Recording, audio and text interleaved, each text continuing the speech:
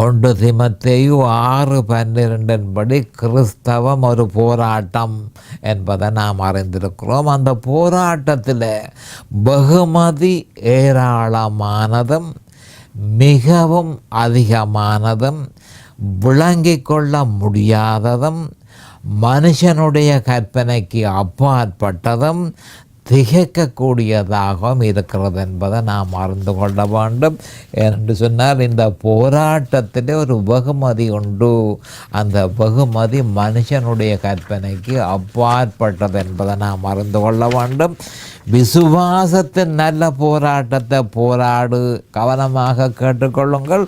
இதன் பொருள் துன்பப்பட்டு அந்த நல்ல துன்பத்தோடு போட்டியில் பங்கு பற்றி எதிராளியோடு எதிர்த்து போராடுவதாகும். மறுபடியும் நான் சொல்கிறேன், விசுவாசத்தின் நல்ல போராட்டத்தை போராடு என்பதன் பொருள் துன்பப்பட்டு அந்த நல்ல துன்பத்தோடு போட்டியில் பங்கு பற்றி எதிராளியோடு எதிர்த்து போராடுவதாகும்.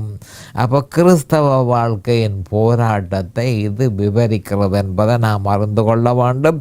கிறிஸ்தவ வாழ்க்கையில் போராட்டம் ஒன்றும் இல்லை என்பது வேத வசனத்தை நிராகரிப்பதற்கு சமனாக இருக்கிறது. சிலர் அப்போ கிறிஸ்தவ வாழ்க்கையில் அப்படி ஒரு போராட்டம் எங்களுக்கு இருக்கே என்று சொல்லி அவர்கள் சொல்வார்கள். ஆனால் அவர்கள் வேத வசனத்தை நிராகரிக்கிறார்கள் என்பதை நாம் அறிந்து கொள்ள வேண்டும். போராடு என்பதன் பொருள் தைரியமாக பரிசை பெற்றுக்கொள்ளும் நோக்கத்தோடு போராடு. அப்போ போராடு என்று சொல்லிக்க சும்மா போராடுன்றதல்ல.